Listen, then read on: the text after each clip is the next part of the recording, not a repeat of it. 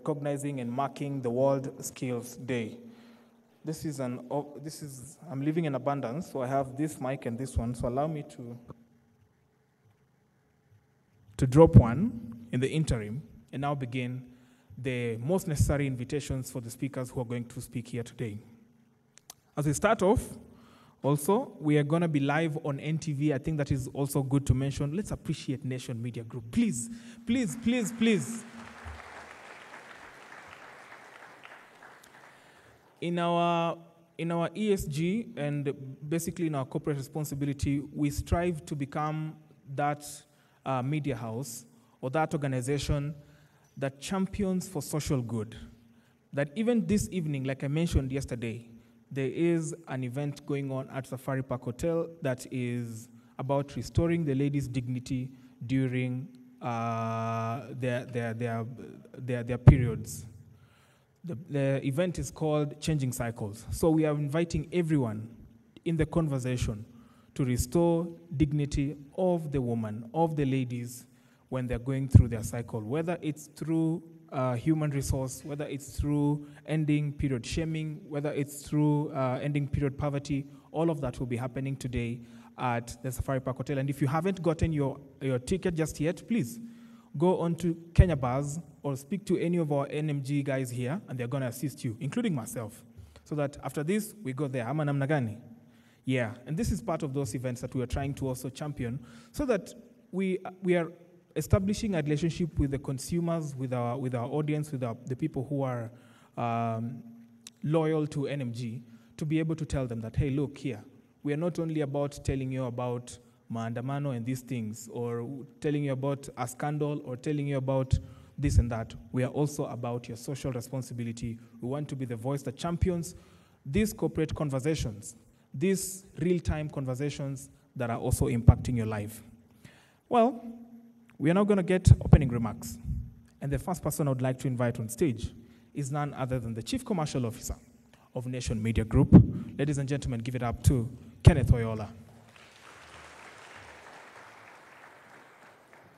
Understandably, he is also an alumnus of the University of Nairobi. Karibu, sir. Thank you very much. Good morning, everyone. I have the onerous task to get us all started today, and I hope I'm going to make it short and sweet. My name is Kenneth Oyola, and I'm the Chief Commercial Officer, Nation Media Group, and also a proud alumni of the University of Nairobi. It's good to see a number of you who are back here today from yesterday. Getting on to it, to Professor Stephen Kiamba, the Vice Chancellor of the University of Nairobi, Mr. Gideon Murega, the TVET National Coordinator, GIZ Kenya, Caroline Juki, Officer in Charge, ILO Kenya, Jacqueline Mugo, CEO of the Federation of Kenya Employers, who also happens to be an ex-workmate of mine in the early days, Dr. Esther Moria, the Principal Secretary, State Department for Technical and Vocational Education and Training, Ministry of Education, and the Honorable Geoffrey Kaituko, the Principal Secretary, State Department for Labor and Skills Development, Ministry of Labor and Social Services, all protocols observed. Today, I would like to start by celebrating the grit, the ingenuity, and the creativity of Kenya's youth. And you need to give yourself a round of applause because you are the ones that we are celebrating today. We at Nation Media Group firmly believe that youth skills is not merely a responsibility, but a strategic investment in the future. By empowering young individuals with the right skills and competencies, we're building a foundation for economic growth, innovation, and social progress. This is why we deemed it fit to commemorate World Youth Skills Day 2023 through the Skill Up Africa Expo and Conference. We all understand the urgency of addressing the challenges facing our youth, as Kenya is a very youthful country with an estimated median age of 19 years. According to Population and Housing Survey of 2019, the youth make up a significant portion of our population, with approximately 29% of Kenyans aged between 18 and 34 years old. Despite their potential, unemployment rates among the youth remain really high, with over 39% of young people in Kenya being unemployed. However, we cannot overlook the contribution of both the government and the private sector. The government has implemented policies aimed at supporting the youth by prioritizing education, vocational training, and entrepreneurship, ensuring that young people have access to quality programs that equip them with the skills demanded by the job market. On the other hand, the private sector and development partners continue to provide technical expertise, funding, and resources that contribute to the expansion and sustainability of programs. These collaborations help to bridge the gaps, enhance training quality, and foster innovation. In this fast-paced and ever-changing world, acquiring the right skills has become paramount for the youth to succeed and to thrive. The media plays a critical role in facilitating this journey by bringing attention to the importance of skills development, making it a central focus in public discourse. The desire to empower the youth has seen Nation Media Group organize career fairs and job fairs in the past, specifically designed to identify emerging career trends, career pathways, in order to bridge the gap between the young talent and potential employers. As we commemorate World Youth Skills Day 2023, let us reaffirm our commitment to youth empowerment and skills development. Let us recognize the potential within each young person and provide them with the resources, opportunities, and support they need to succeed. Let's all continue to collaborate as government, development partners, and private sector for sustainable change to continue to create opportunities for the Kenyan youth. As I conclude, I would like to express my sincere appreciation to all our partners, our stakeholders, and participants who have joined us here yesterday and today.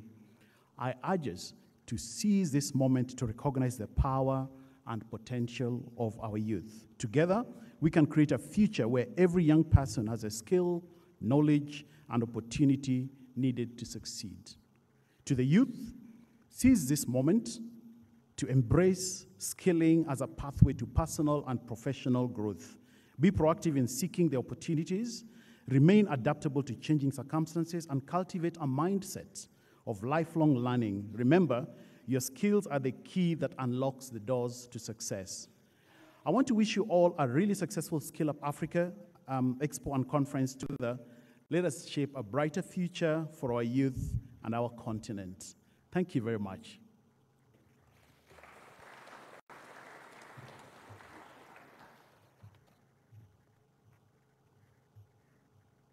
Let's appreciate him once again. Remember, today I have giveaways, yeah? So I will be reading out a tweet, yeah, intermittently. I'll be checking out who has tweeted, and then if you're within the vicinity, you get your giveaway. So that's good. That's fair. So remember to tweet, hashtag SkillUpAfrica, tag at UONBI, tag at NTV, and tag at Brian George KE. All right, we're moving on swiftly, keeping up properly, well. Allow me now to invite to the stage, I can't see Prof, but allow me to invite Gideon Murenga from TVET, National Coordinator at GIZ. Gideon, karibu sana. He was with us yesterday and also in the evening in the closing cocktail. Let's appreciate him as he comes. The event ended up very late, but he is here this morning, punctual and on time. Karibu sana.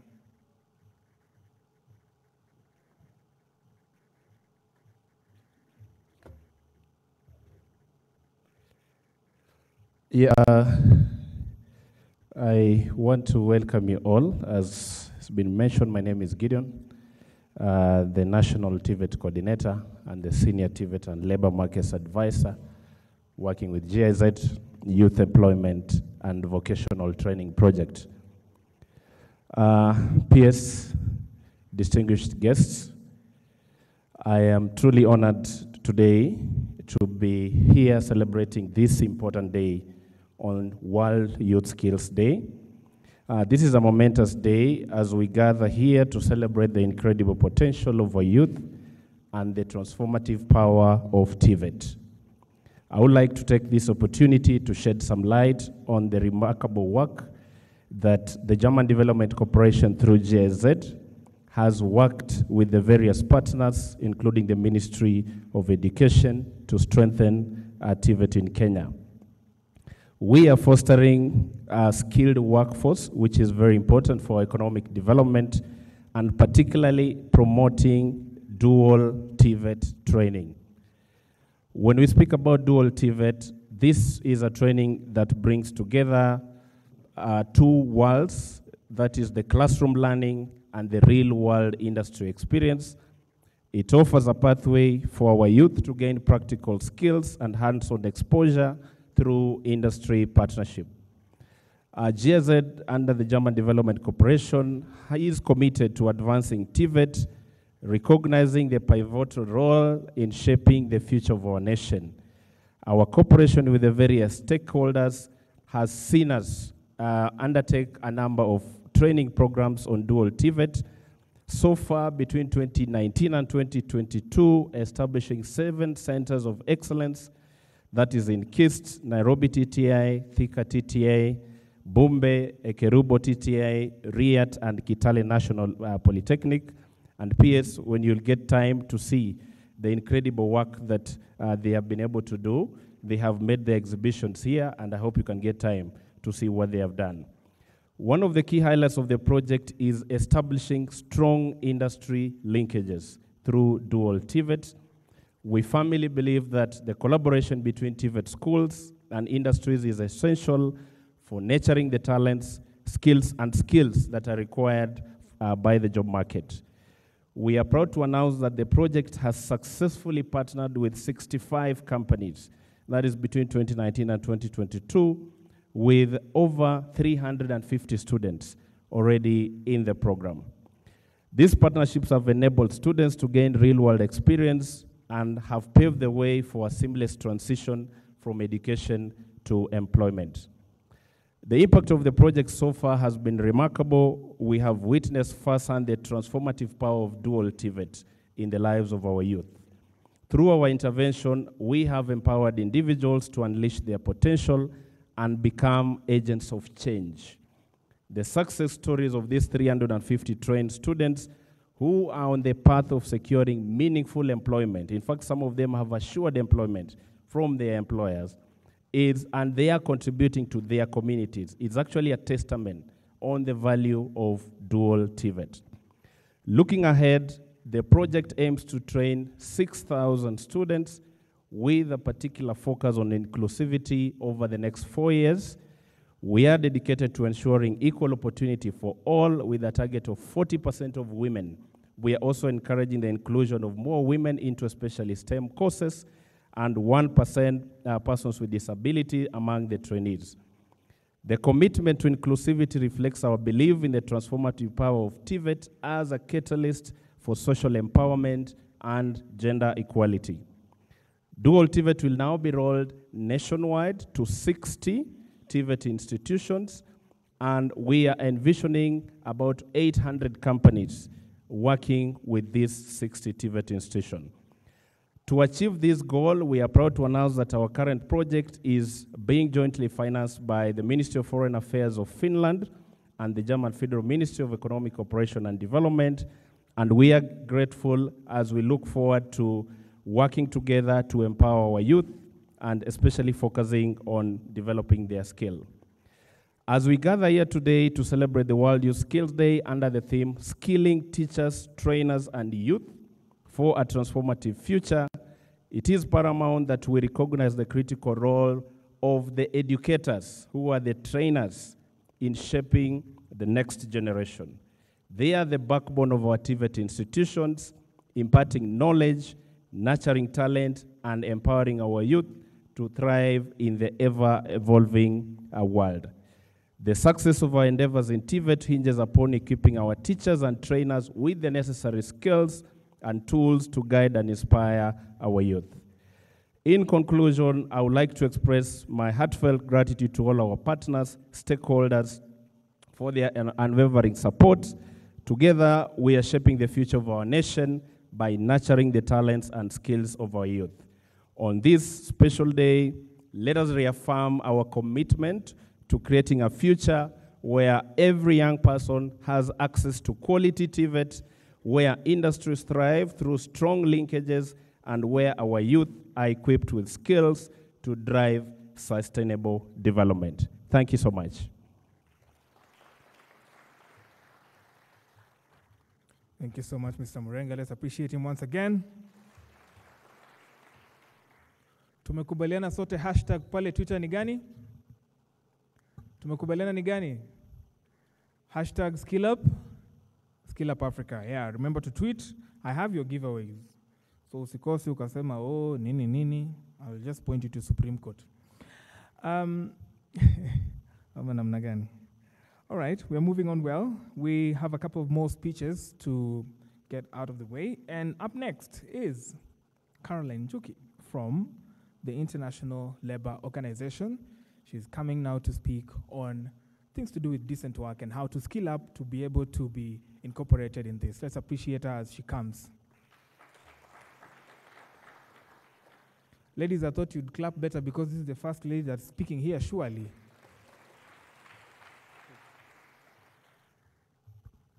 Good morning. It's a little cold in here, so I hope we will get warmer as the day continues. Good morning once more.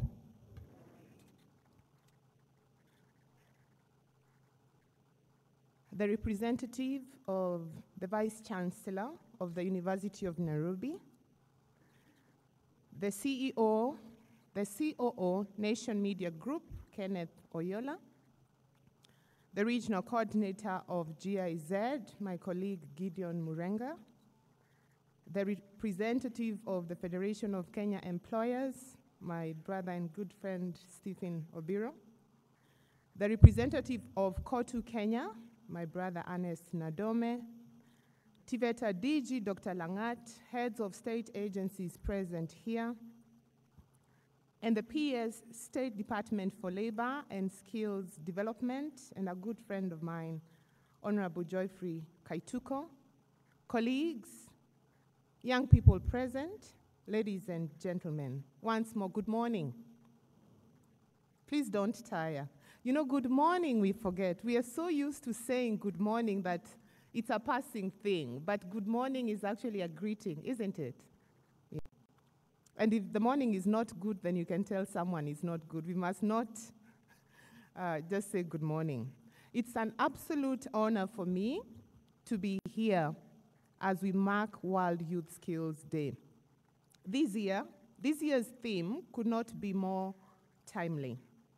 In a world of work that is constantly evolving, shaped and driven by advances in technology, demographic shifts, and the reality of climate change, there could not be a better time to reflect on those that play the noble role of shaping minds, teachers and trainers, and those that participate. The International Labour Organization is the United Nations Agency for the World of Work, also the oldest one, 104 years old.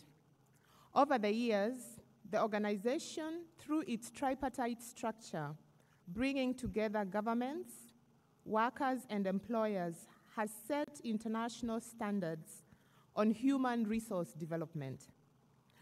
The ILO Convention 142 of 1975 is especially of critical importance. At the last International Labour Conference in June, a landmark convention on apprenticeships was adopted, recognizing the importance of work-based learning in the preparation of labor force for now and the future. The critical role of employers, or what we call industry, and workers in the formulation of and implementation of work-based learning programs cannot be overemphasized. Distinguished guests, youth present, ladies and gentlemen, the challenge of skills mismatch between training and what industry requires persists. We need to reflect on and remedy this by, amongst others, equipping trainers with the capacity to anticipate and be aware of labor market dynamics and respond accordingly. This is through exposure to industry during training, coupled with continuous professional development as their careers progress. This keeps them agile, availing to them the tools to shape the workforce of now and the future. With the Kenya School of TVET's new mandate, the ILO is extending support towards the development of the institution's new strategy that redefines its role in trainer education, including the adoption of digital technologies, work-based learning, and continuous professional development. This is in line with the adopted CBET standards. Preparation for the reality that climate change is key. It is clear that climate impacts and the need for more sustainable approaches to how enterprises function and productivity is ensured across sectors of the economy requires trainers to be aware of this reality and be provided with the tools towards contributing to skilling for just transitions. Investing in trainers and teachers is investing in our common future and unlocking skills that will power Kenya's economic growth. The ILO, under the United Nations Sustainable Development Cooperation Framework, is part of the joint program on youth, with skills development being a significant part of the joint program. With it, institutions charged with the responsibility of skills development will continue to be supported towards meeting the skills demanded now and anticipated in the future. As an office, we avail technical expertise towards this and stand ready to support the social partners and other stakeholders to ensure our young people have the skills they need for easier and shorter transitions to the world of work. I am looking forward to all the exchanges that we're going to have today and wish us all really great and productive working sessions. Asanteni sana.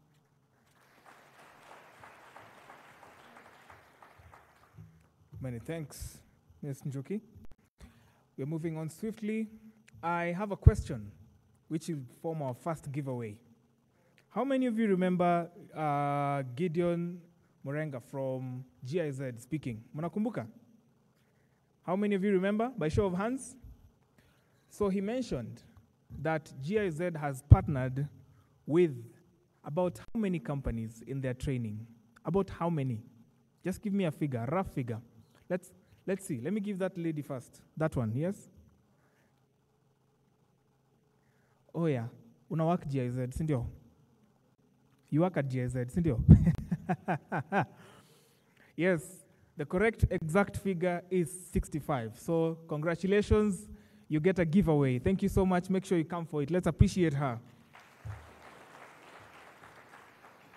And I like the way the ladies wameamka leo. Jana bana mlikuwa, I was really struggling to get you guys to even ask questions. Make sure today you ask questions. Sawa sawa? All right. Ladies and gentlemen, this next speaker I want to invite is a friend of mine. I've known him for, I think, about a year or so, or 2 years, back at KTN, where I was. Now on this side. He was a regular panelist discussing matters of employment and skilling up. Ladies and gentlemen, he is representing the CEO of Federation of Kenya Employers, Jacqueline Mugo. Allow me now to invite to the stage Stephen Obiro. As he comes, he has refused to come to NTV, to my shows. So we are going to quarrel with him later on. I have to poach him, akuje pandei. Karibu, Stephen. Thank you, Brian. Perhaps I would have started by saying, ladies and gentlemen, so that, Brian, then you can give me more job on your side. Good morning. Good morning again. Is it too cold in here? Now, our chief guest, the Honorable Geoffrey Kaituko, the Principal Secretary, State Department for Labor, Skills Development in the Ministry of Labor and Social Protection, the representative of the university who is representing Professor Stephen Kiama, the Vice Chancellor, University of Nairobi, my brother Ernest Nadome, who is the first Assistant Secretary General for KOTU Kenya, and he's also the General Secretary for Kenya Electoral Trade and Allied Workers Union. My sister Carol Njuki, the officer in charge of ILO Kenya. Mr. Gideon Murenga, the TVET National Coordinator for GIZ Kenya. Kenneth Oyola, the Chief Commercial Officer, Nation Media Group. Good morning. I bring you greetings from the Federation of Kenya Employers and specifically from Madam Jacqueline Mugo. As FKE, it is our great pleasure to be with you during this World's Youth Skills Day conference. Skills development is a priority agenda for the Federation of Kenya Employers, and indeed for all employers in Kenya and beyond. And if you've been following the conversation, you must have seen our Executive Director, Madam Jacqueline Mugo, in various forums, both locally and internationally and at the global stage, pushing for skills development, for skilling of Africa. And today I want to say that we, as the employers, we identify with the theme of the conference, skilling teachers, trainers, and youth for transformative future. The theme speaks both to the challenges we have and our aspirations as a nation and as Africa. Now, ladies and gentlemen, as employers, when we look at skills development, we can summarize that we are facing three challenges. One, that Kenya, as it is now, is more a certificate country and not a skills country. Our emphasis and recognition as a country, we recognize more certificates and we reward more certificates, but we do not do the same for skills or what we call productivity. And so that is the first thing that we need to start thinking about. I know there is already a discussion that is going on, and as we talk about skilling the teachers, skilling the trainers, skilling the youths, and looking for a transformative future for our country, we need to move away from being a certificate country to a skills country, where our recognition is more on the skills, we reward more skills and not just the certificates that we have. I always give an example and say it's very easy to in Kenya to get, if you are a bright student and you go, say, to the university or at any level, when you're done with your degree and you get, say, first class, or and the university gives you a scholarship to go for your masters. As you are doing the masters, you then become a tutorial fellow at some point, and then as you go on, you end up, perhaps you do well and you get again another scholarship, and you go and you start studying your PhD, you become perhaps an assistant lecturer or something like that. After your PhD, you become a lecturer, and then we start talking about skills mismatch. You have zero experience in the labor market, you have zero experience in the workplace. And so as the Federation, what we stand for is that we need to change that model and insist that the trainers, our lecturers, our trainers at any stage must have a practical experience in the labor market.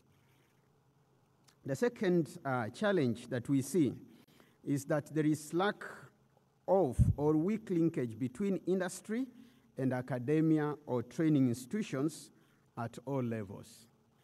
That linkage is lacking. We did a survey And we realized that we are in a country where you as a TVET, you can admit students, or you as a university or any training institution. It's a 3-year program or a 4-year program, and you know that at some point you need these students or these learners to get practical experience. But what happens for the 3 years, you are not linked with any industry that is in the area where you're training, and at the end of the day, when these students are getting to the labor market, they have no linkage. And so we are encouraging and we are calling upon our training institutions, and the Federation of Kenya Employers is at the forefront to ensure that we open the doors of our workplaces and have that linkage. We, in our studies that we did, we realized that the initiator of that linkage is not the industry, but is the training institution.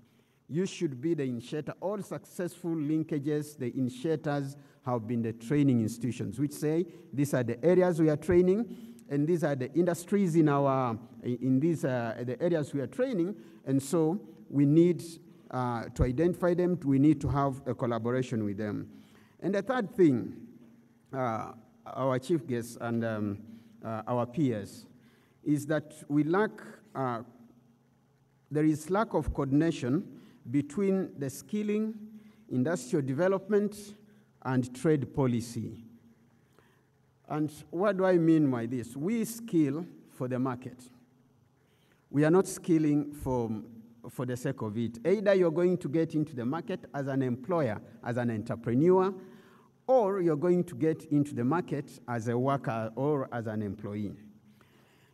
If we do not coordinate our industrial development policy, how the country is developing, how Africa is developing, with our skilling policy, so that we know in 10 years' time, this is where we want our country to be. This is where we aspire to have our country. This is the kind of development we are going to have. In 20 years, this is where we are moving. And so the kind of skills that will be needed 10 years are what that development will need. And so we start early on. So there is that gap. There is no linkage. Our trade policy, I'll take an example of Africa. Africa, we are negotiating, and we have an agreement, African Continental Free Trade Area Agreement, where we say we are opening up Africa to trade with Africa. The goods that are going to go, the commodities, the services that are going to be traded across Africa, we are the people who are going to produce it, the people we are skilling. So we need to have a clear coordination and say, what are we going to trade with the rest of Africa?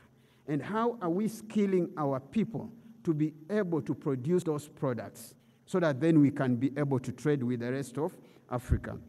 But our chief guests and distinguished delegates, the good news is that with our concerted effort, we can address all these challenges. What we need is to work together so that then we can address this challenge. That's why the Federation of Kenya Employers, we are pushing for social dialogue on how we manage our economy, on all issues, because if we can get the employers, we can get the government, we can get the workers, we can get the trainers, we can get the students, all of us to be having the discussion, then we are likely to get the best outcome that we have in skilling. Now, we as the Federation, we have done various initiatives to push for skills development. As you all are aware, we issued a survey on skills mismatch survey in 2018, and it informed a lot of interventions that we have seen in the country that showed the gap we have. We have already done another survey that we'll be releasing just in the next 1 or 2 months. We have supported a number of policies and championed, including Skills Initiative for Africa, which we did in collaboration with GIZ and African Union. There are a number of initiatives on skills that we have done with ILO, and we sit on a number of advisory committees to ensure that then we push and ensure that the way we are developing our skills is what we need for the labor market. We have also supported when we are called upon, we worked with the government in developing various frameworks that are key for skills development.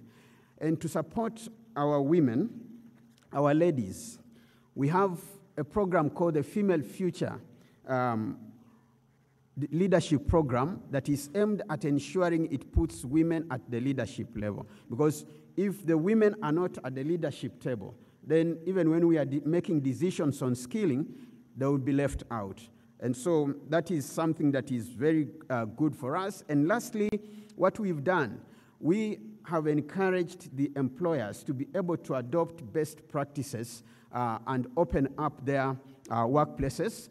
And we are doing that by having an award, Employers of the Year Award, where we go to the employers and we recognize the efforts that they are doing and we showcase the good things they are doing. And so by so doing, we encourage them to be able to support skills development, including the attachment. As I conclude, ladies and gentlemen, we live in a world that is dynamic, that is changing. We have technological advancements, we are under shifting labor market dynamics that increasingly call for agile and adaptable skill sets. The changes in the world of work have accelerated labor market transformation and creation of new jobs, hence the need for skilling, reskilling, and upskilling. The emerging trends in the working environment, such as automation, artificial intelligence, digitalization, have necessitated the need to enhance digital literacy and problem-solving skills in our people. This will ensure that we thrive and our people are able to thrive in the modern world. And what the Federation is calling upon is that we make technology and especially acquisition of ICT skills compulsory in our curriculum from basic education to higher education, because that is where our world is going. And what we have started by doing, we have a program that we launched that's called Girls in Tech, that is encouraging our young girls to get into the technology space. Reason being, that is where the future is, and if they're not there, then we'll be talking about women not being in employment. Thank you. God bless you, and happy World Youth Skills Day. Thank you. That is the message from the Federation of Kenya Employers. Right there was Stephen Obiro representing the CEO, who is Jacqueline Morgan. Thank you once again, Stephen, for that apt speech. Allow me to do 2 more giveaways right here before we continue with our opening remarks.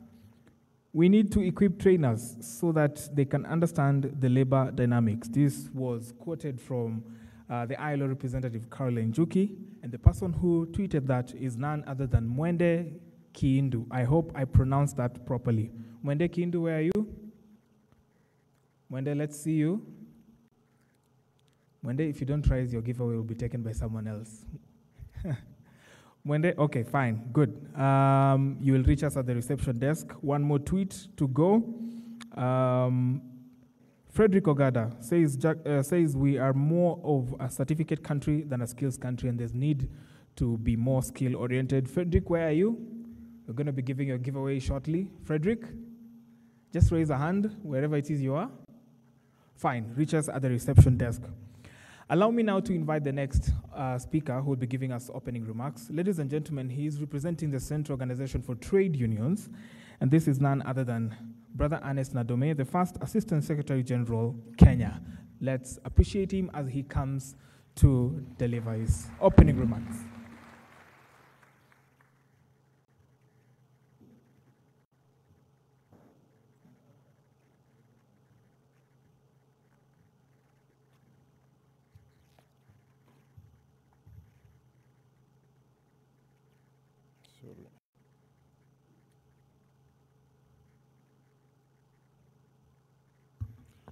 I need to raise this because Steve was short.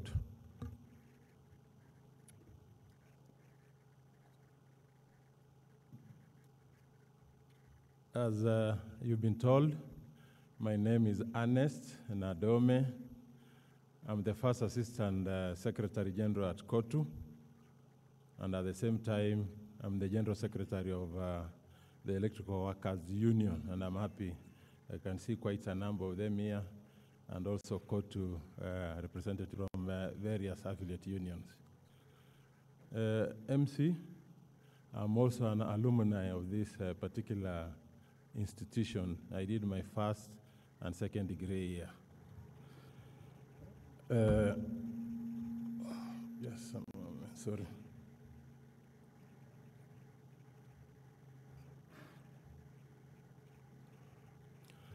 The chief guest, who is our principal secretary, State Department of Labor and Skills Development, Ndugu Geoffrey Kaituko, and all protocols observed. Good morning. Good morning again. First and foremost, receive solidarity greetings from COTU, SG, that is the Secretary General, Dr. Francis Atwoli, who would have wished to be here but is unable to attend this very important function due to other prior engagements. As we gather to celebrate this special day under the theme, Skilling Teachers, Trainers, and Youth for a Transformative Future, COTU Kenya greatly resonates with the overarching objective of this day, considering the importance of skilling, reskilling, and upskilling of teachers, trainers, and youth. If the overbearing discussions on the future of work are anything to go by.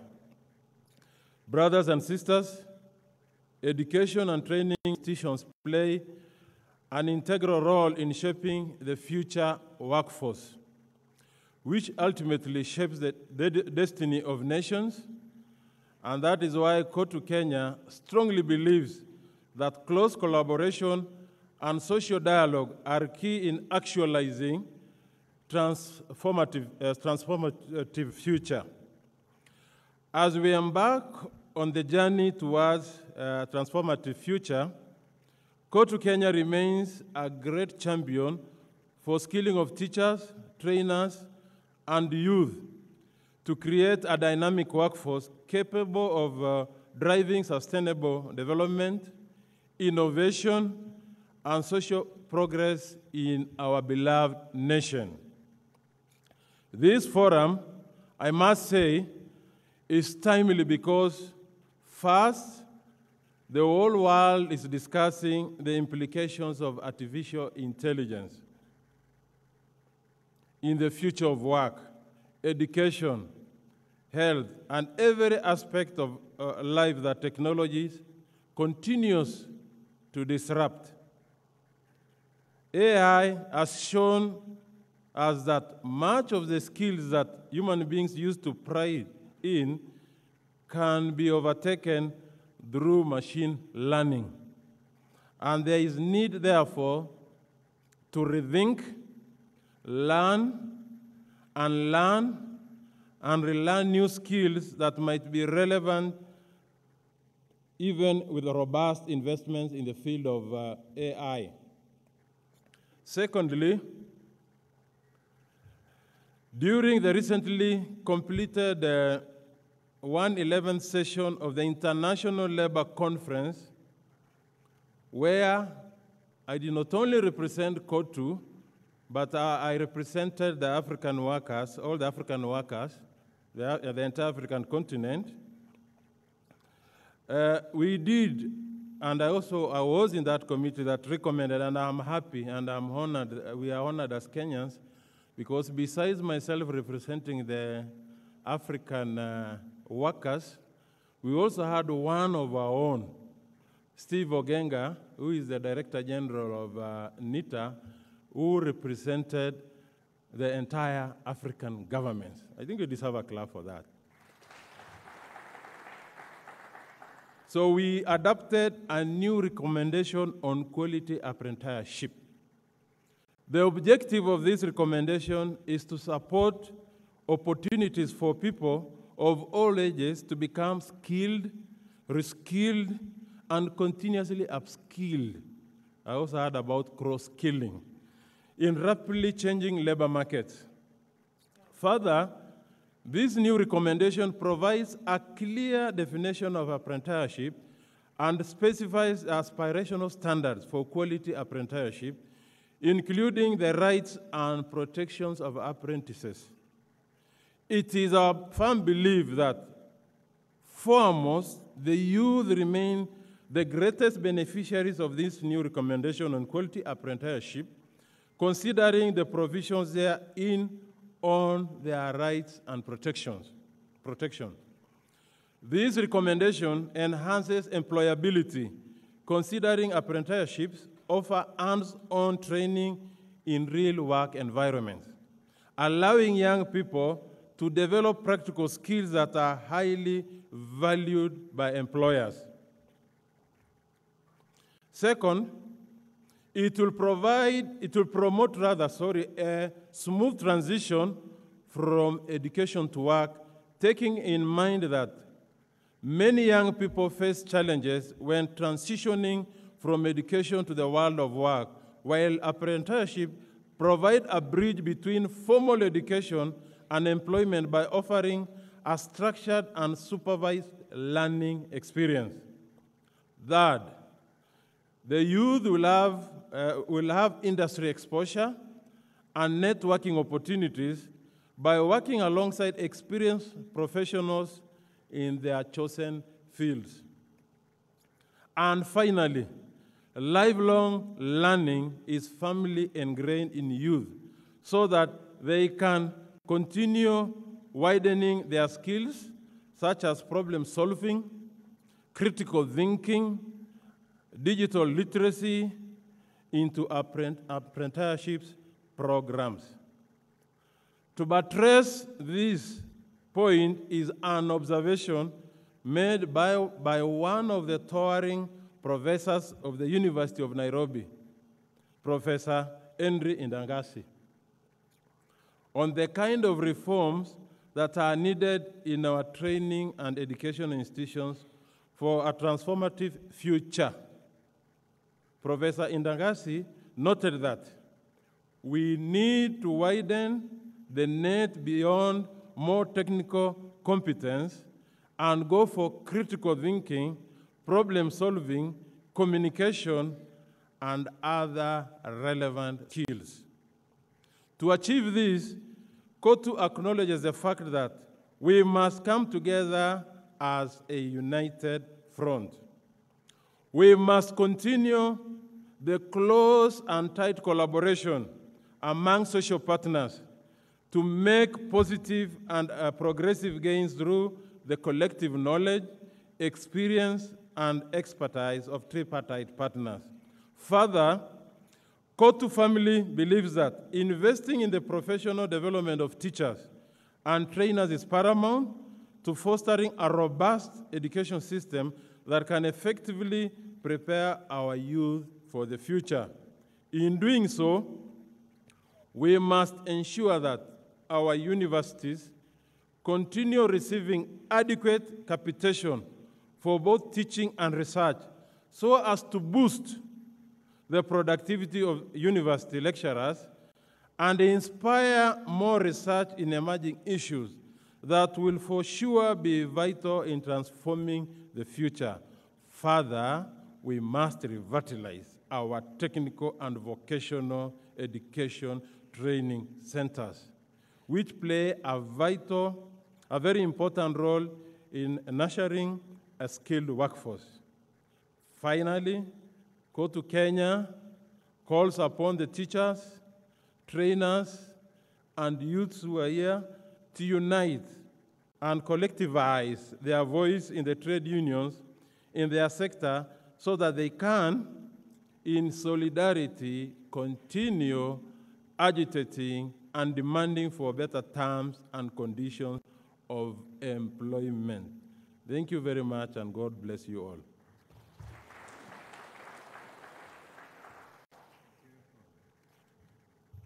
Let's appreciate Brother Nadome once again. So, if you're following closely, and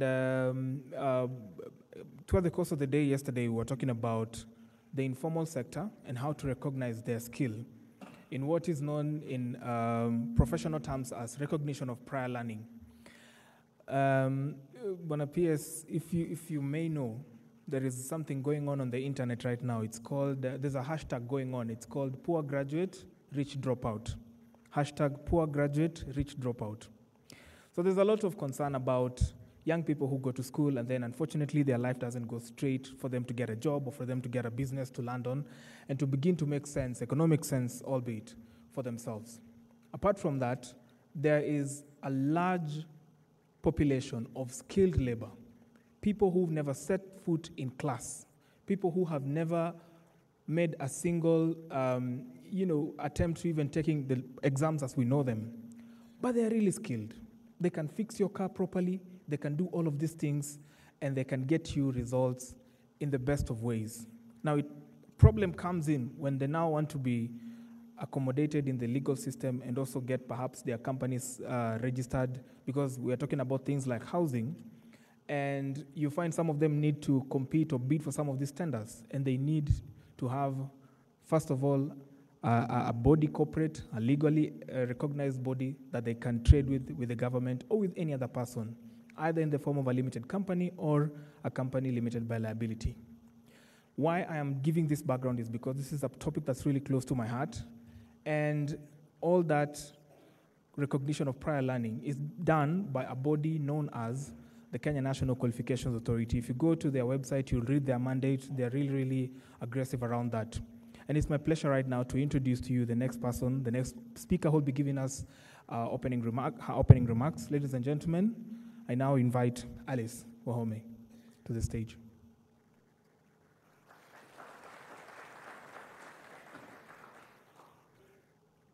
Sorry? Yes. Kenya National Qualifications Authority. You were not sure? Let's appreciate her once again. Sorry, MC, not that I wasn't sure of my name, but you've baptized me. I'm not Wahome, I am Kande. Thank you. Good morning. Yes, it's a bright morning. A distinguished guest, PS, other guests present, really honored to be here this morning. I am really delighted to stand here in front of you, amazing, amazing people, people who believe in our system, in the space where we are, that we really should be able to transform the spaces where we are and transform ourselves for the good of our nation and for the good of ourselves. And I believe that is why we are here this morning to really speak to this subject that's so central to us and to the youth that is really critical. I am indeed honored. Let me salute all the dignitaries in here. I want to salute also Caroline, and I salute Caroline from ILO because rightly picking from where MC has talked about recognition of prior learning, we owe a lot of support that we received from International Labour Organization in really finding our feet as a country, making sure that we had the right policies in place, and at least at the point of commencement, we are alive and we are privy to what recognition of prior learning is about, and a lot of support that we got from ILO and many, many other stakeholders. So yes, as you rightly heard, my name is Alice Kande. I am the Acting Director General of the Kenya National Qualifications Authority. Delighted to be here because of an aspect, one term, one word that is in that name of our institution, that is the matter of qualification. And you know, when we talk about unemployability, and also picking from where MC has said, there is this hashtag about poor graduate. So meaning that when you talk about poor graduate, this graduate has a qualification, has gone through a certain system of education and training, hence being a graduate. But there's something that makes them poor. There's something that probably has made them not fit to the market where they were churned out to fit. What is the problem with our qualifications? Where I am getting into is to say then, what is our role in this qualifications landscape as the Kenya National Qualifications Authority is really to instill confidence in these qualifications that we get from our institutions. For a long time, and even to date, we are still talking a lot about mismatch, skills mismatch, and certificate mismatch, like what you're getting from the learning institution or you have gone through. When you get to the labor market, you are told that really you have not met, the employer says you've not met what I wanted. And either they could take you and retrain you, or they could just tell you to go, see the gap where you have missed, and probably try to fill that gap and maybe try again. What then we're saying that KNQA ensures that all the qualifications that then we get from the institutions are credible. They are competitive.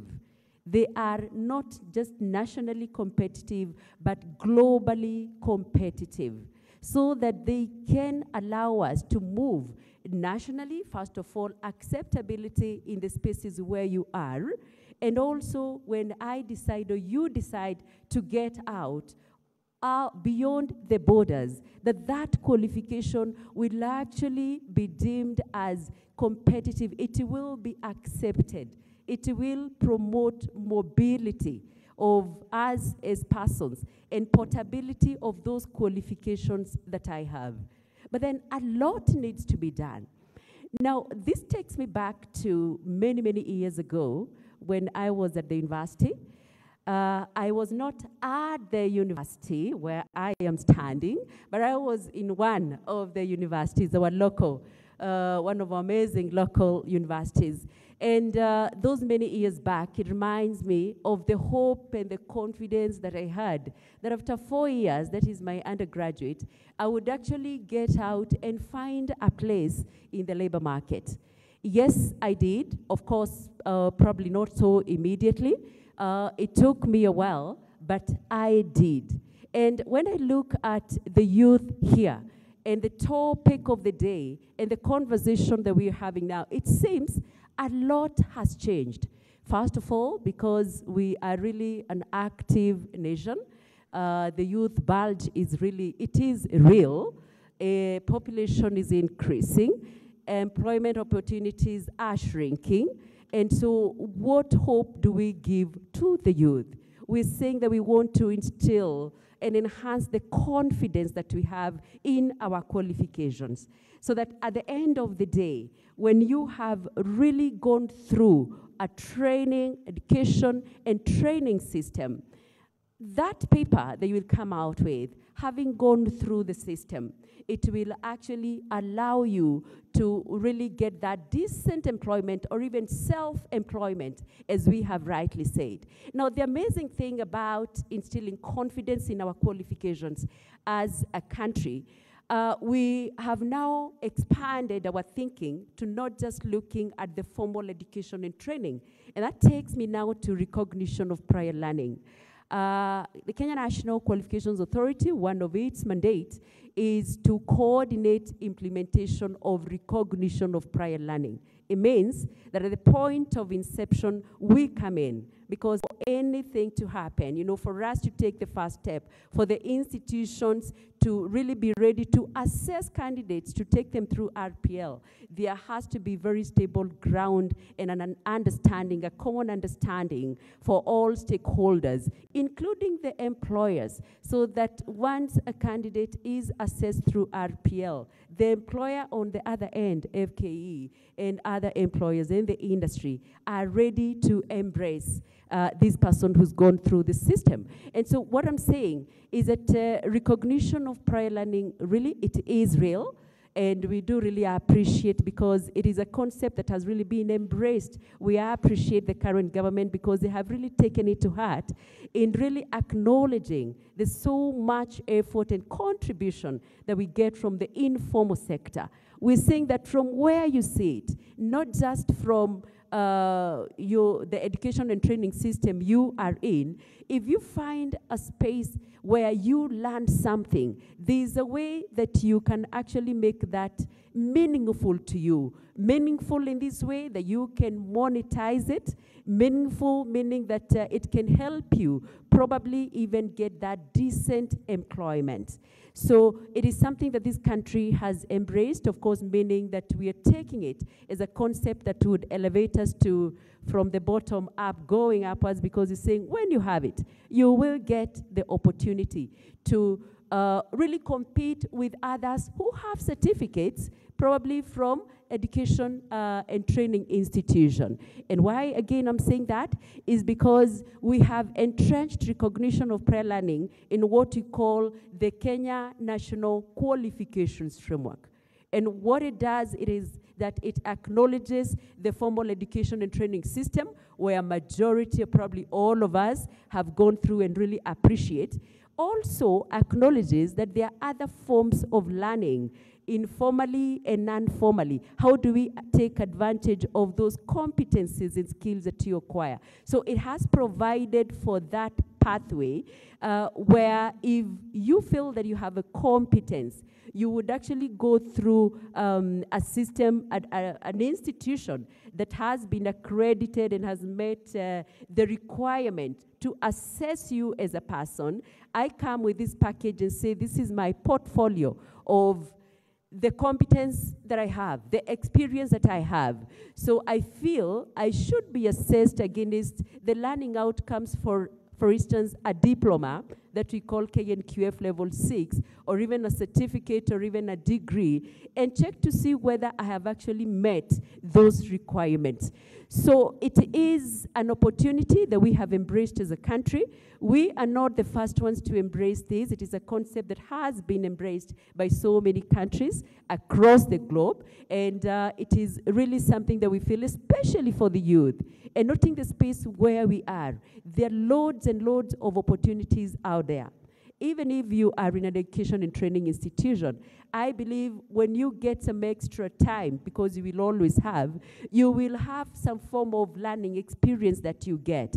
Or if you find that you're out of the education system and you find yourself at the market, at the labor market, at the industry, and like the MC mentioned about like the people we find in the garages, and there are people who have really become so fine in what they do, that you will get an opportunity to be assessed. You're given a certificate if you have met the requirement for that particular level, and you will be able to take advantage of what that certificate would, of course, bring forth to you. First of all, meaning that you can use it to progress upwards.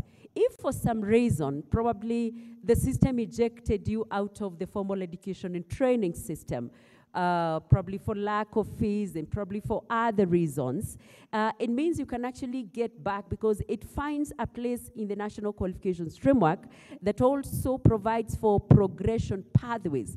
That if you find that you have been certified at a diploma or certificate level, then you can be able to progress upwards, probably now through the formal education and training system. And what really gives us joy in that, appreciating that we have really become a very small village globally, then we are able to really take advantage of opportunities, not just nationally, but internationally. And for those opportunities that are out there, then with my certificate and the fact that it is globally competitive and comparable, then I'm able to really bargain for better job, a better pay, and many other opportunities that may come with it. And so it is our delight to really have this conversation with the young people and really say that there is hope, that we have widened our scope in appreciating the various forms of learning, ultimately yield to a certificate that would be meaningful. We are really grateful to be part of this conversation, and thank you so much for having us today. Thank you very much.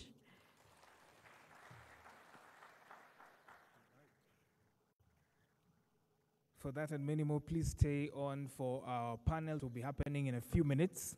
She will be part of the panel. The Kenya National Qualification Authority will be speaking on that, on qualifying the informal sector and the people who do not necessarily have formal education, but but are equally as skilled as those of you who have gone to the University of Nairobi and many others.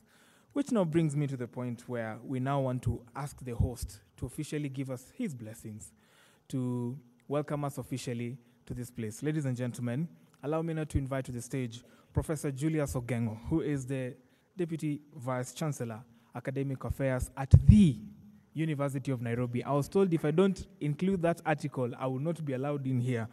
So let's appreciate Prof as he comes.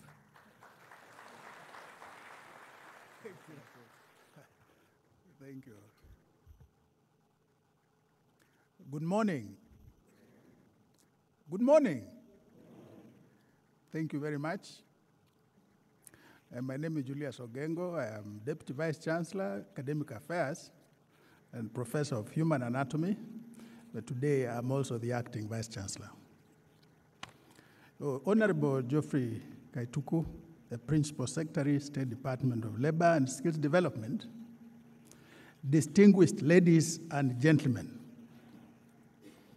I am honored to address this esteemed gathering of individuals who are committed to shaping the future of Africa through skill development and empowerment.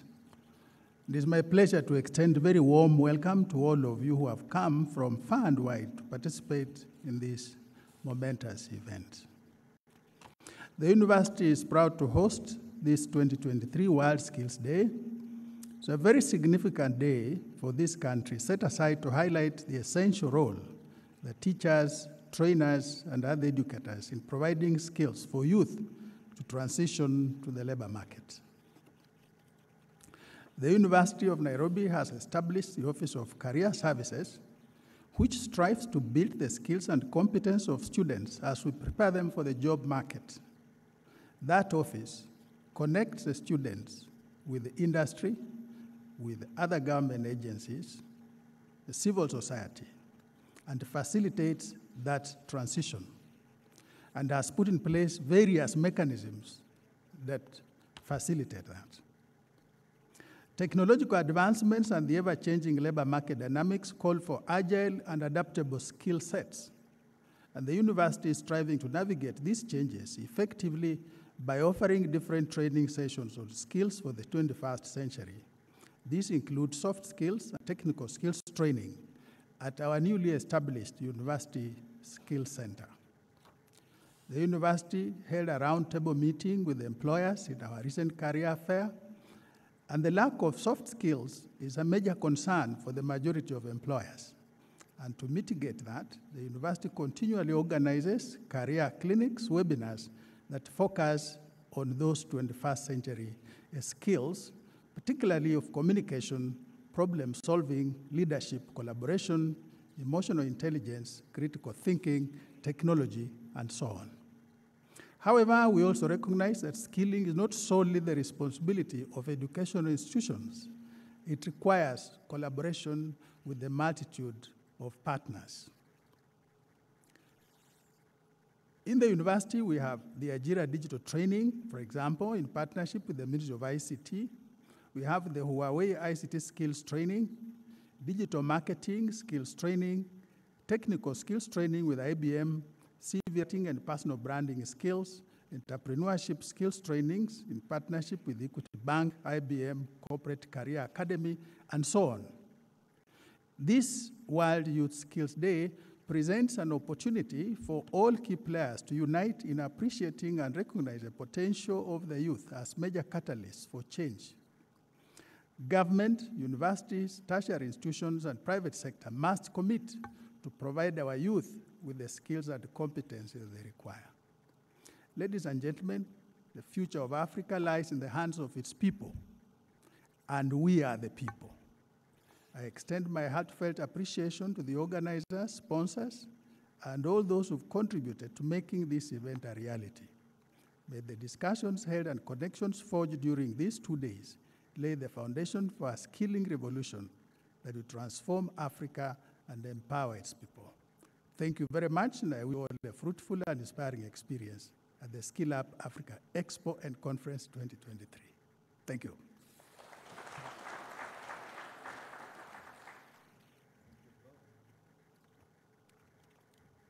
Wapi makofi ya Prof tena.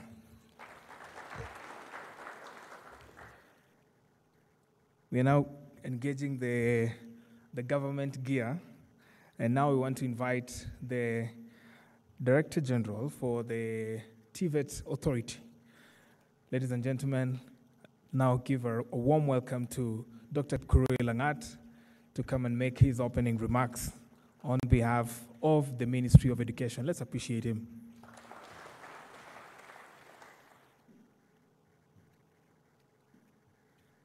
Karibu sana.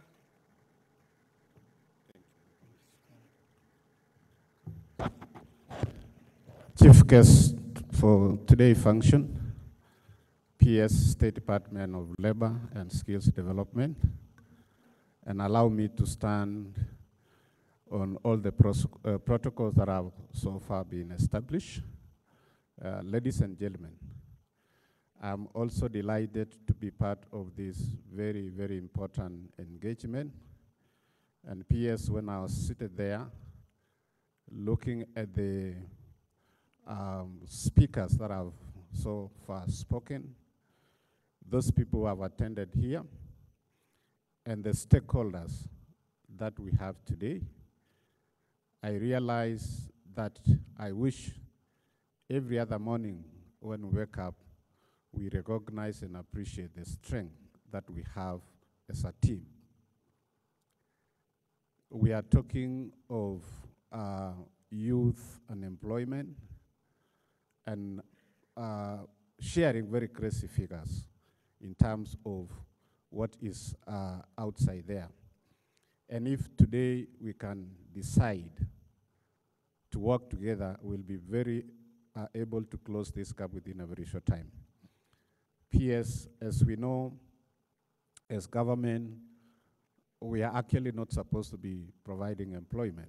We are supposed to facilitate an environment that will be able to provide the private sector and conducive environment to be able to prosper and create more employment. But looking at the statistic at the moment, it is actually the opposite, that more employment currently being generated by government rather than the private sector. But you know there's a threshold at which government can stretch in terms of doing this.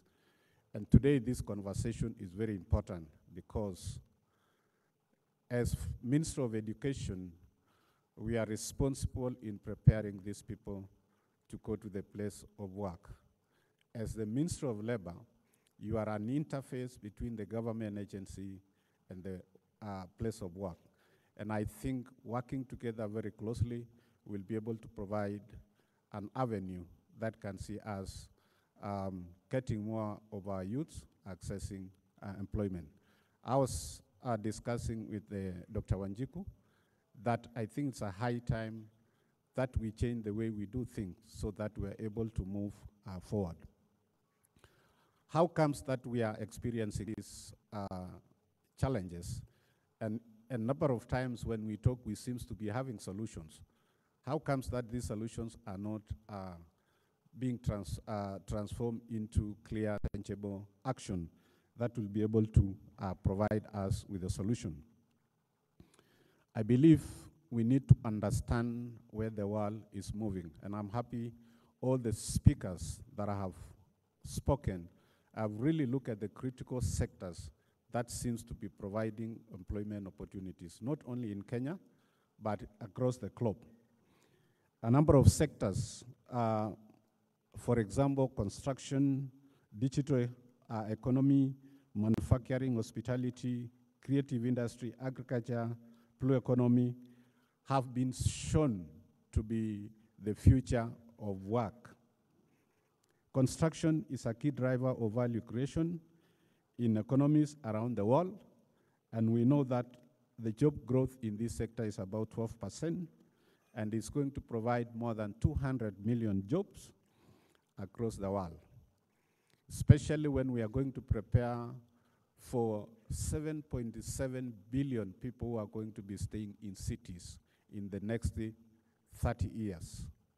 And have you seen the government talking about housing and the rest? It is because we want to be part of the global conversation. In this case, to provide housing that will be able to take care of these people, we have to do 3,000 buildings every day to be able to get that opportunity of 7.7 billion people. Where are we as a country in terms of taking this opportunity? We also know that things like smart construction, digital design, green sustainable, and low carbon buildings will be the building of the future. As we train, are we able to give our youths skills that will be able to take care of this? We've talked about ICT and what ICT integration is going to bring into labor market. ICT is becoming a driver of productivity and growth worldwide. Mobility, broadband platform, development of metadata are shaping the faces of business throughout the world. Digitization is one of the most important aspects of changing technological landscape, including the mass adoption of connectivity, digital services, enterprises, and government, digitizing government services. Again, where are we in terms of giving our youth skills that will be able to give them opportunities to access this?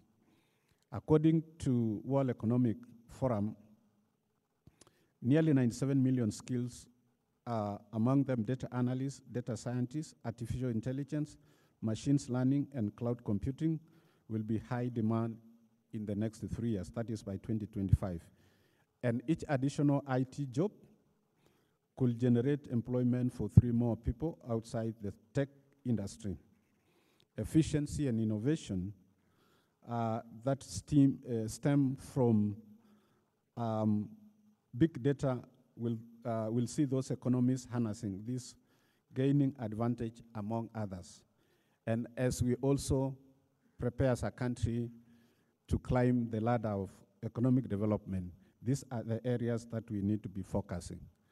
For those who are in the manufacturing sector, we know Industry 4.0 is poised to transform work at an unprecedented place through exposure of technologies such as artificial intelligence, advanced robotics, cognitive automation, advanced analytics, and Internet of Things. As industry, part of the challenges that the industry faces is understanding how today's jobs and associated skills are translated into the new jobs and career pathways, so that we're able to prepare these people. And remember, it takes a longer time for one to train and qualify, so that we don't start giving them skills now that they will be obsolete by the time they are exiting. Employers and workers are likely or need to embrace work environment that is expected to blend advanced technologies, digital skills, and unique human skills to yield the highest level of productivity. And I think this is what Industry 4.5 is trying to bring. In this case, we want to understand the human interface and the technology.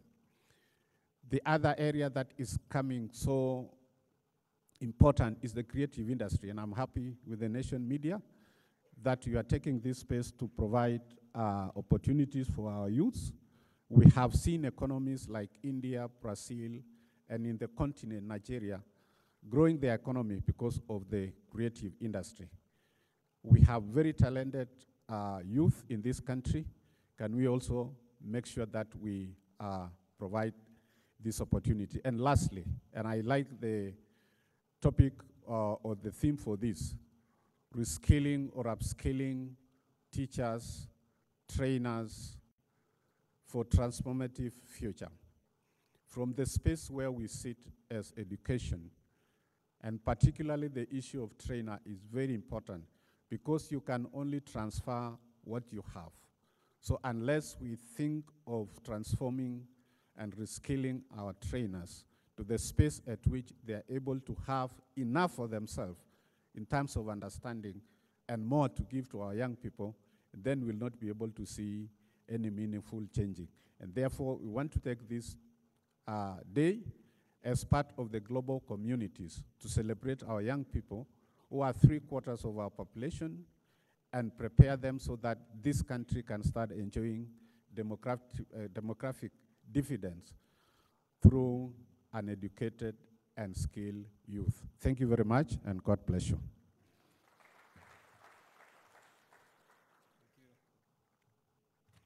Very well. We're moving on swiftly, and now I want to invite Dr. Wanjiru Kariuki.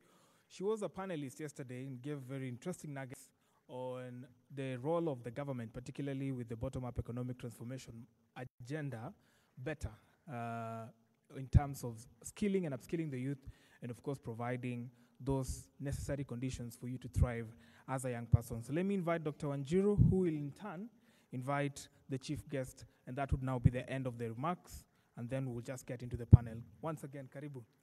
Thank you. Thank you. I'm back, but today I'm inviting the chief guest to come and give his remarks. But before I do that, I want to say that I want the young women here to be encouraged, because today you have seen we have a lady who is the director for KNQA. We have ILO, who is a woman. And I want to tell you that our PS has 6 departments, and 3 departments are headed by women. Tumpigie makofi. With those very few remarks, please let us be upstanding as the chief guest, Honorable Kaituko, PS for State Department for Labor and Skills Development, comes to give his remarks. Tumpigie makofi. Karibu.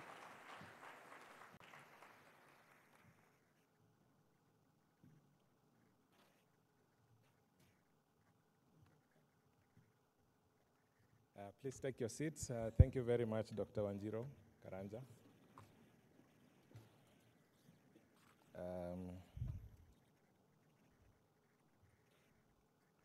It's good to be back here in Taifa Hall. Some of you may not know, I spent 4 great years of my life here in main campus as an undergraduate. I'll say perhaps those were the best years. And I think I was about the same age as some of you in this audience. And so I am a proud alumnus of this university, but I don't subscribe to this bubble that those of us who have gone through this university have or live in, of emphasizing that we are the university. Simply because I was in a situation sometimes back with fellows who went to Alliance High School, and because I went to Kabarak, they referred to my school and all the other schools as other schools. But then last year they gave me an opportunity to address them. And I gave notice to the Alliance people in their own compound that we, the Kabarak people, have also come of age. And I want to tell my friends who went to this university with me, those who went to other universities have also come of age, isn't it? Dr. Kande said she didn't go to school here, but wasn't he impressive? She was very impressive, and other people. So, Professor, the DVC, much as I'm proud, I also don't believe in alienating other people. So it's good to be back here after many, many years, this time in another capacity. But being student and a lifelong student is something that we must always embrace. You never actually graduate from the school of life. Let me begin. First, I want to thank you for accommodating me. The reason as to why I requested that we do this a bit early is because I am traveling this afternoon. And I had been requested by my cabinet secretary to stand in for her. She was to be the chief guest, but as you're all aware, She's in another function that is happening in Homa Bay County. So please accept our apologies. I hope you do. Have you? The Honorable Florence Bore. Now let me begin. Professor Julius Ogengo, and I hope I got it right, because I have another friend called Ogego, the DVC. Karonjuki, my good friend, I want to confirm that. The country director, ILO. Dr. Kipkurui Langat, the DG, and also this time I think he was representing the PS, State Department for TVETs. My brother Ekile Ernest na Kenya Nadome, representing SG Kotu. Steve Obiero, good friend of mine, representing Jacqueline Mugo.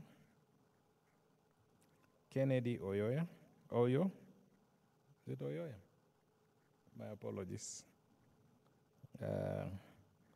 Representing the CEO Nation Media. And I really want to single out Nation Media because the first event I attended as PS Labor was a job fair organized by them and I remember Caro, that's where we met, at KICC grounds. Dr. Alice Kande, the Acting Director General, KNQA, senior government officials, Dr. Wanjiro Karanja, that is the Secretary, Skills Development. Jen Kamau, I know Jen, you are not introduced, please stand. Jen Kamau is our Director of Industrial Training from NITA. She's representing the Director General. Distinguished ladies and gentlemen, today, Kenya joins the global community in commemorating the World Youth Skills Day. I am delighted and privileged to host this year's celebrations here at the University of Nairobi. This is a clear testimony of the government's commitment to equipping young people who form a large share of the population in Kenya with skills for employment, decent work, and entrepreneurship so that they can contribute to the development of this country. The World Youth Skills Day takes place on 15th day of July of every year. This day was set aside by the United Nations at their General Assembly held in November 2014. Since then, the World Youth Skills Day is celebrated in Kenya on the 15th July of every year in line with this declaration. I am pleased that the global theme of this year's World Youth Skills Day is skilling teachers, trainers, and youth for a transformative future, as it highlights the important role that teachers, trainers, and other educators play in providing skills for youth to transition to the labor market and to actively engage in their communities and societies. The joint presence of government, education, training, and research institutions, private sector, industry, development partners, NGOs, civil society, media, and other key stakeholders is recognition that there is a deep concern and serious commitment to empowering the youth with the skills required to pursue meaningful livelihoods and perform their share of economic production. Ladies and gentlemen, the World Youth Skills Day 2023 is taking place amid concerted efforts by the government to implement the priority initiatives of the bottom-up economic transformation agenda BETTER, which include agriculture, micro, small, and medium enterprise economy, housing and settlement, healthcare, and digital superhighway and creative economy. These national development priorities will drive the demand for specific types and combinations of skills among the youth. Ladies and gentlemen, I am pleased that the right to education and employment for the youth is enshrined in the Constitution of Kenya. In Article 55, affirms the right of the youth to access relevant education and employment. Article 56 affirms the rights of minorities and marginalized groups to access special opportunities in educational and economic fields, including special opportunities for access to employment. In order to give full effect to these provisions, the government of Kenya incorporates the skills development agenda through the 5-year medium-term plans of the Kenya Vision 2030. Today, we are on the 4th medium-term plan for 2023 to 2027, which will deliver the 4th and second last phase of Kenya Vision 2030 and set the momentum for transition to the next long-term development agenda for our country. Ladies and gentlemen, as we commemorate the World Youth Skills Day, we must remain alive to the challenges confronting the school-to-work transition outcomes of young people. This transition is critical as it has consequences for future employment, well-being, and social connectedness. In particular, the first years on the labor market set the precedent for future employment and earning trajectories. However, the school-to-work transition outcomes of young people in Kenya are weak due to the following factors, and most of them have been mentioned by previous speakers. The first is skills mismatch. The labor market is rapidly changing due to technological evolution, globalization, demographic change, and other mega trends. The skills available are not well aligned to the fast-changing demands of the labor market, thus creating a major barrier to economic growth and development. And the point I normally make when I talk to young people is that you need to ask yourself this question: do you have the skills that are required by the modern labor market? Or you possess the skills that belonged to the old labor market of the 80s, 90s, and 2000s? So that's the fundamental question you need to answer. If you don't answer that question correctly, then you'll acquire skills that will not match with the needs of the modern labor market. So in this respect, skills needs anticipation is essential to enable strategic responses in education and training to prevent skills mismatches. The second major factor is negative attitude to entrepreneurship and self-employment. Although entrepreneurship plays a critical role in generating employment, the youth in Kenya have a negative perception towards entrepreneurship and self-employment, and they view agriculture and other trades as dirty, leading to a career or business of last resort, one of drudgery and low monetary benefits. The mindset of the youth is fixed on paid employment. Yet the rate of creation of formal jobs has reduced over time. There is a deep-rooted culture of job seeking instead of job creation among the youth. This is very true. I was with an MP friend of mine the other day. We had served previously as speakers, and he was telling me that the demand from the youth in his constituency for him to get them jobs is huge. And that, to quote his words, the question, ataulizwa na huwa watu wanamuuliza, people ask him this question: watu wangapi umewatafutia kazi? And that's the question that we all face, including being PS labor and skills development. People know and think, contrary to what Dr. Langat was saying, that our role is to facilitate and not to get jobs. To facilitate the private sector, FKE and others, to be able to create jobs for the economy. A lot of times we face that question. Umeandika watu wangapi? And for those of you who are CEOs and vice chancellors, and even you, the UN people, like Caro, your villagers are expecting you to employ them. That's the mindset. And that is the mindset that we must change. So as a country, we need to draw our young people towards entrepreneurship if we are to succeed in addressing the challenge of youth unemployment. And this huge bulk, we are talking about people who are between 19 and 24. Low quality jobs is on the demand side is another major factor. According to the Economic Survey of 2023, the informal sector created 19.1 million jobs in 2022.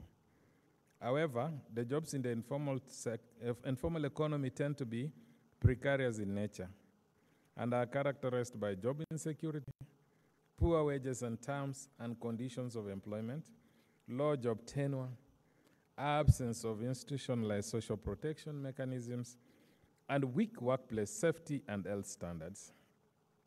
In this respect, the informal sector needs to provide high-quality employment in the economy to absorb the rapidly growing labor force. Ladies and gentlemen, the weak school-to-work transition has contributed to the high youth unemployment. Accordingly, the Kenya National Bureau of Statistics in 2021 noted that the unemployment rate was at 6.6%. The age groups of 19 to 24, 25 to 29 continue to record the highest proportion of unemployed at 16.3%. I had mentioned this earlier, 9 and 9.1% respectively. Furthermore, the youth aged 20 to 24 have the highest rate of long-term unemployment that stood at 13.5%. In addition, the percentage of youth not in employment or in education or training was recorded at 16.9%. The consequences of high youth unemployment are grave.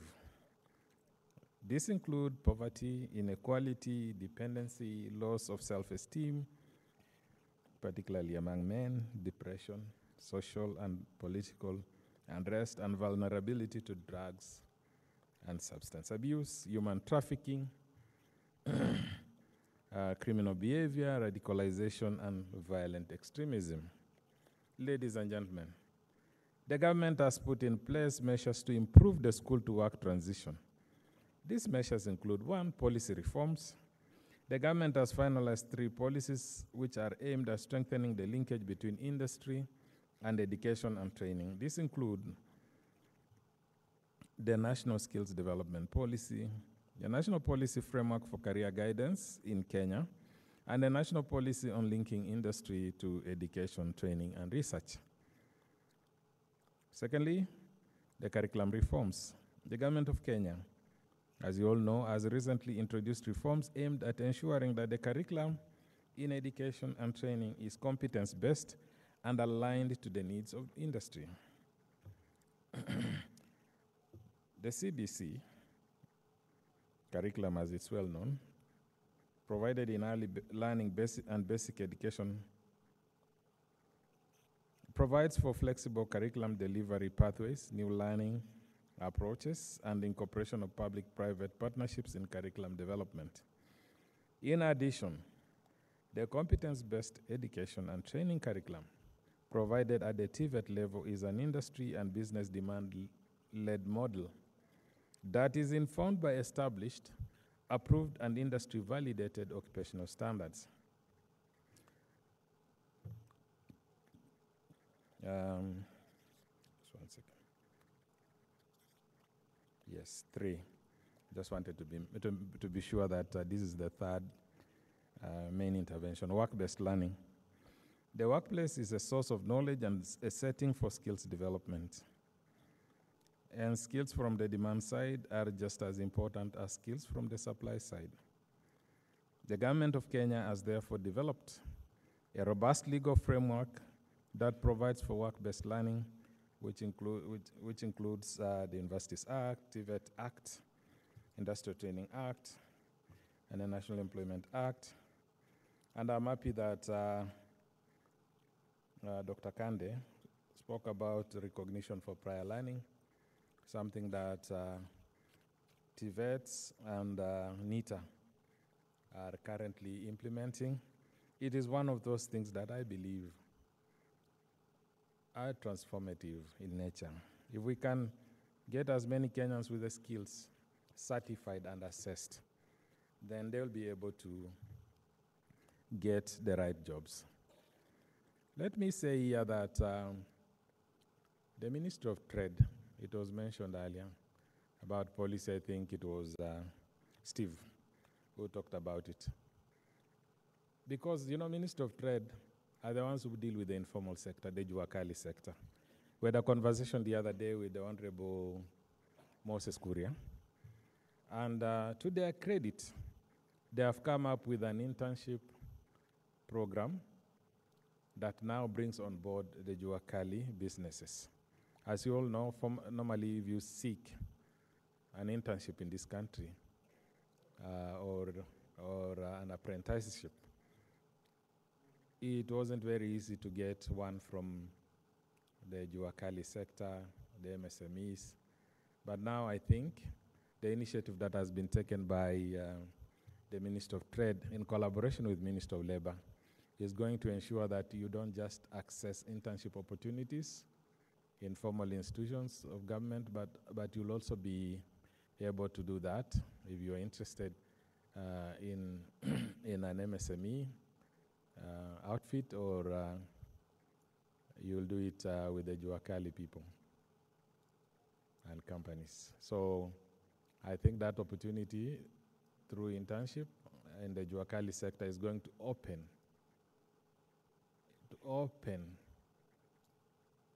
the kind of opportunities that are required for you to get the kind of skills that the modern labor market requires. Remember, out of the 19 million employees in this country, only 3% are in formal employment. 16 million, my apologies, 3 million are in formal employment. 16 million are in Juakali. They are employed there. And so I want to commend the Minister of Trade for that. But also through our strategy of labor migration, global labor market migration, which we are coming up with. And we are at an advanced stage and we'll be rolling it out very soon. We want to take advantage of the African Free Trade Area because Kenyan experts, those who are highly skilled, have a niche in the African market. This is what we have discovered. If you go to many of these African countries, you'll find that either the people who are, they are consultants, the people who are either serving in senior government positions within African government, some of them, you realize are Kenyan people. Go to Botswana, Namibia, you go to Gabon, and now because of the entry of Congo, DRC Congo, to the EAC, and the potential entry of Somalia. I know many people don't know this, but I want to tell you, in Somalia, the people who run that economy are Kenyans, including in the private sector. And so that dominance that we have here within the African continent is one that we want to continue as a government to encourage, because we have a niche within this region. But again, through our Ministry of Trade, we should be able to ensure that our goods, our services are able to reach fellow Africans wherever they are. I was in Rwanda the other day, and also Tanzania. You can't believe this. There are Kenyan institutions like KCB, Equity Bank. The Kenyan university lecturers are the ones that have really trained the Rwandese, for example. So that is something that is encouraged by government. And we'll roll out that particular strategy on labor migration And we are going to have a conversation with you before we formally launch it. Then we have jobs such as assistance as the fourth major intervention. This is done mainly through National Employment Authority. I know many of you may not be aware of this. We have the National Employment Authority. It is mandated under the National Employment Authority Act, NEA, to provide a framework for employment services that seeks to enhance employment for youth, minorities, and marginalized groups.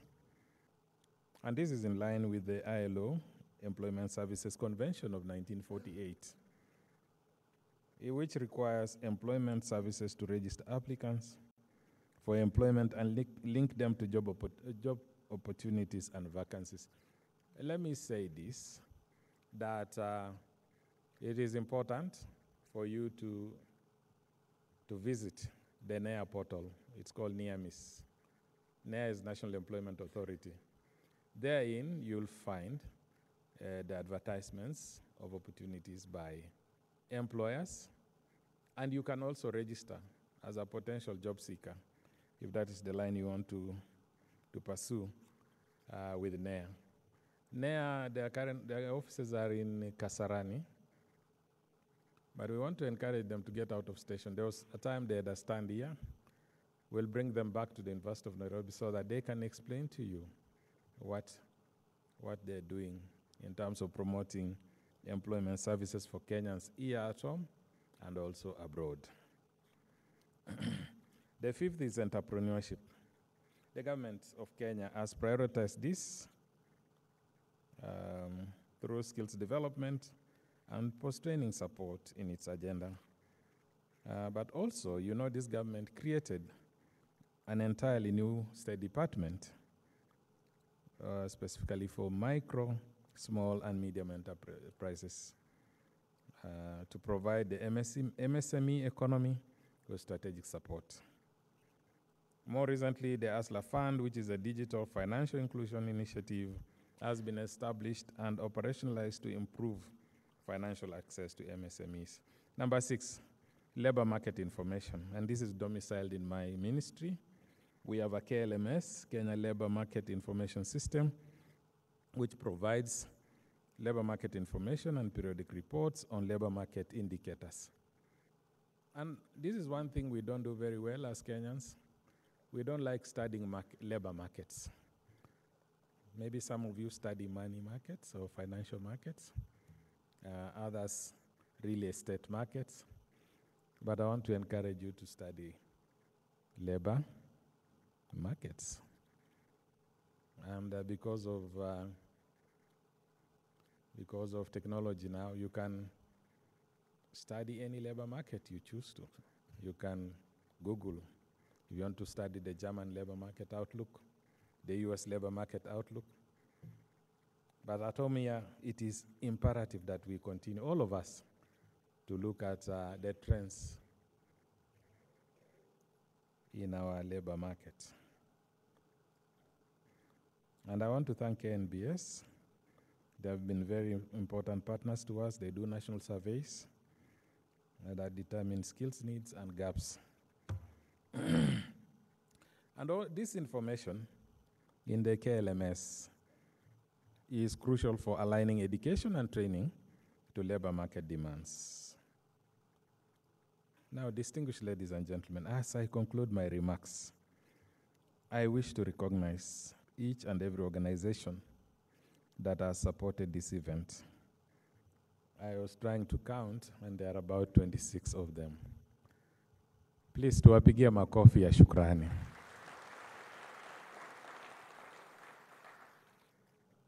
Dr. Wanjiro tells me that this is the first time this is being celebrated this day in a major way in Kenya. And so I want to thank each one of you, because without that contribution, which you made, the University of Nairobi, Nation Media, ILO, GIZ, who are our very good partners also in this area. You know where I come from. I come from Turkana County. We have a number of TVETs there.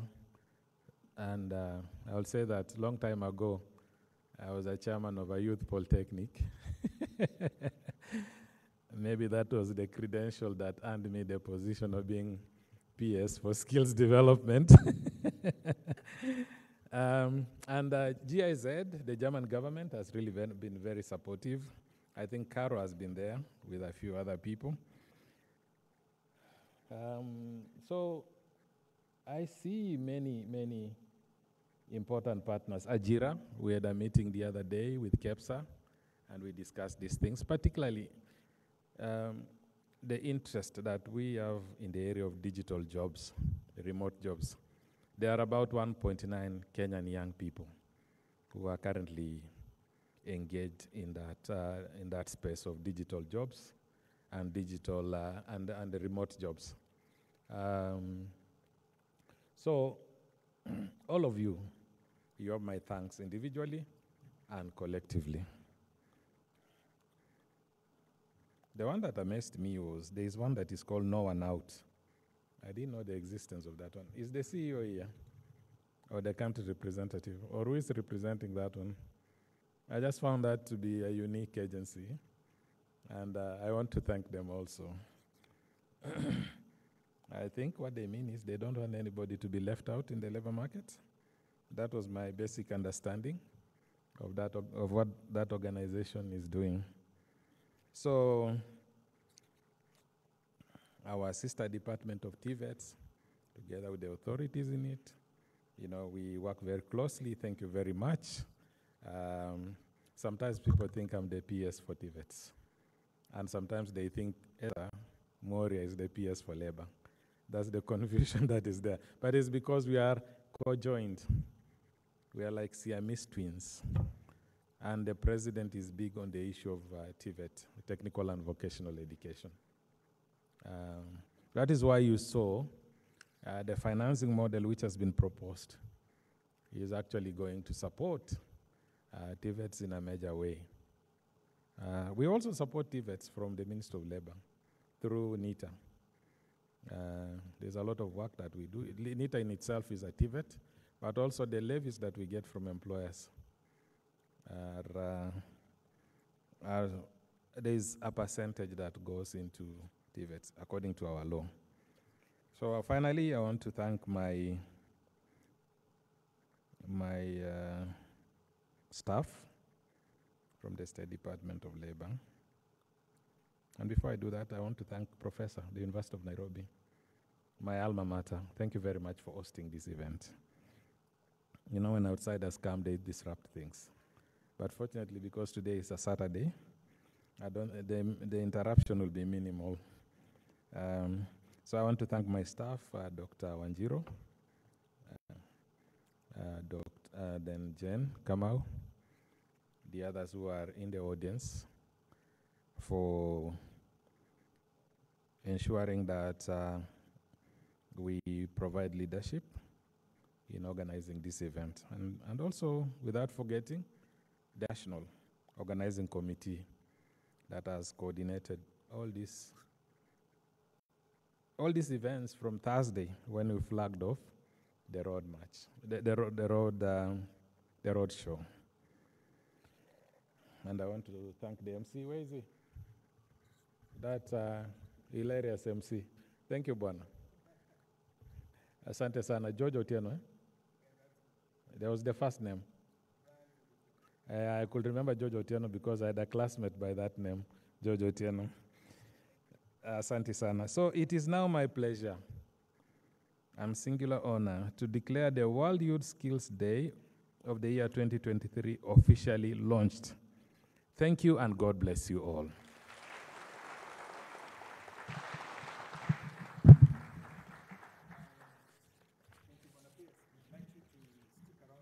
Okay. Chai yako. No, literally. You make it sound bad if it is chai.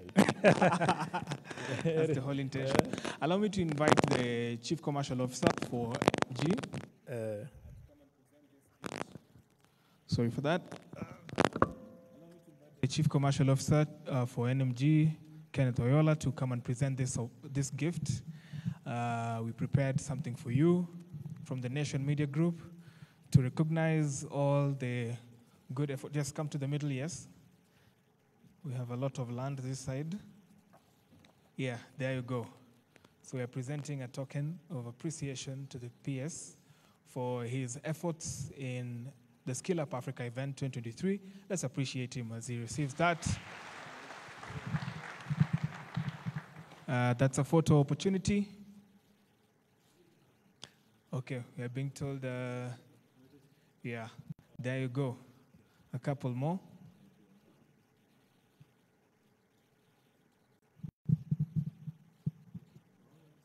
Very well. For the record, let me just say, I now get his name right. It's Oyola, isn't it? Yeah. Oyola. I'll not confuse again. Thank you very much for this gift. Be blessed. All right, thank you so much. For the rest of the audience, we have now reached our break, which also happens to be a commercial break. We were live on NTV, but I'd like to give you this opportunity to go for a health break, a 15-minute health break. Remember to go towards the exhibition area, grab a contact there. In 15 minutes, we'll be back for our panel. All of these panelists will be here today. We'll be speaking about this and so much more. For our chief guest and the audience and the panelists, there will be a photo opportunity outside. So kindly proceed to the health break, and we'll be back in exactly 15 minutes. We'll still be live at the exhibition desk there. So go and look at what is being exhibited, and let's have fun. Thank you.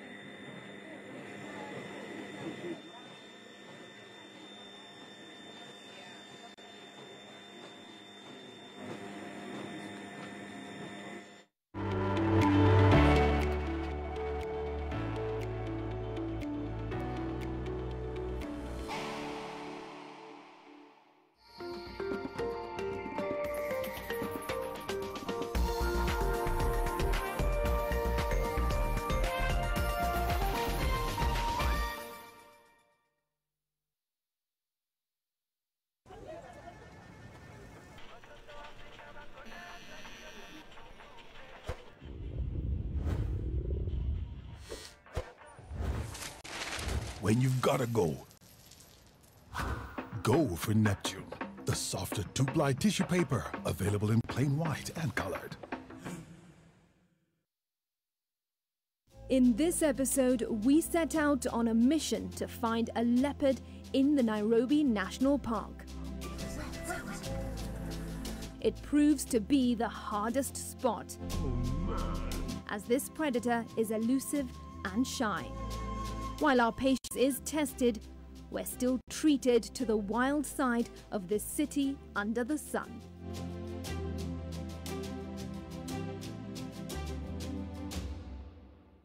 How do you keep your toilets clean? I use normal detergent and bleach for washing. The detergent and bleach cleanless can leave behind yellowness, rust, and germs. Harpic's 10 times better cleaning compared to regular detergents and bleach.